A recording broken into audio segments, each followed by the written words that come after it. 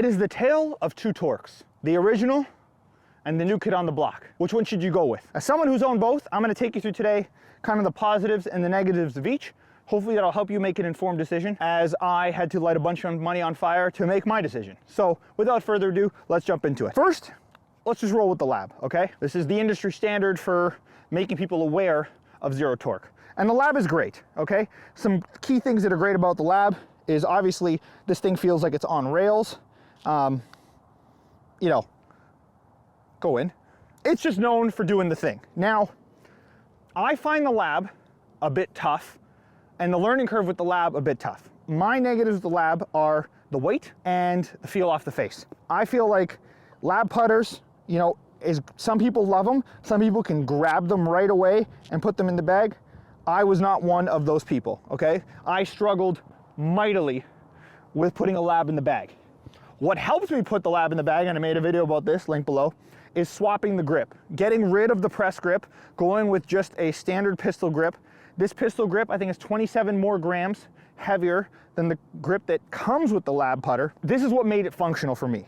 Up until this point, what I struggled with, particularly with the lab, was lag putts, all right?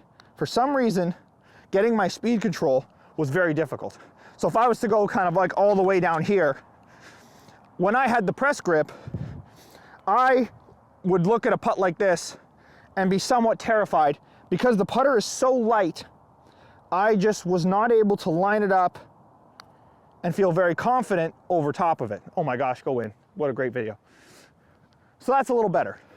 But again, overall issue with the lab putter that I've ran into is the shaft offset.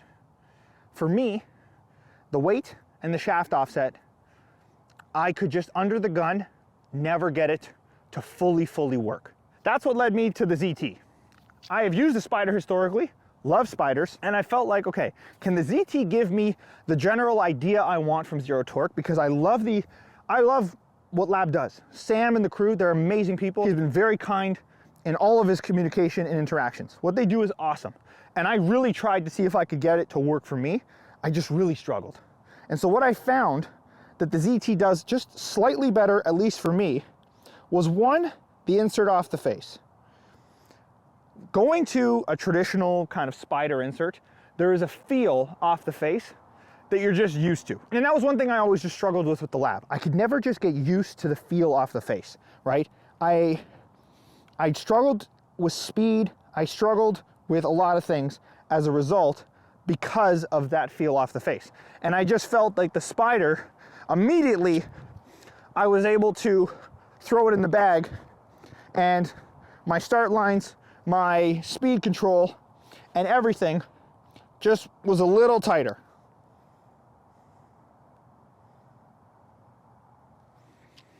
You know, I felt like I was closer to the hole and I've just made more putts. The other thing I enjoy about the ZT versus the lab is the lack of shaft kind of offset, the ability to line them up. And I'll do an over top video, as you can see. I find squaring myself up with the ZT and lining myself up to be a lot easier. With the lab, for some reason, the way it sits and the way the shaft kind of jets in the way they have the press, it almost makes me want to like roll it over. And that was one thing I struggled with a ton. The ZT, it just sits more straight and I can just rock my shoulders a lot more easily. And the putter itself feels heavier in my hands. There is still a little bit of offset with the shaft here, but it's not as aggressive as this. And so if you're somebody where this throws your eye off or it feels uncomfortable, then that's why this might be a better option. So I ended up going with the ZT. Now, is there a clear winner between the two? No, I think this purely comes down to personal preference. The ZT is definitely in the bag for me. However, could the lab just as easily go back in the bag? Potentially. I just find under the gun, I'm having a little more success with the ZT. Ultimately, I think it all comes down to what feels better in your hands. What do you think is going to be a better putter for you under the gun when you have to make a couple? And there's just a couple things that the ZT has that I just wish the lab putter had in terms of performance. And I feel like if there was a marriage between the two, it would be my favorite putter ever.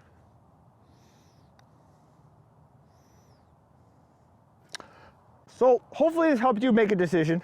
Ultimately, you got to do what's best for you, but if you're somebody that wants zero torque and has struggled with a lab or can't seem to find the right lab to fit you, highly recommend maybe trying some other models from some competing companies to just see if there's something in their lineup that might fill the need. Because I agree, zero torque, I think, ultimately will help you make more putts.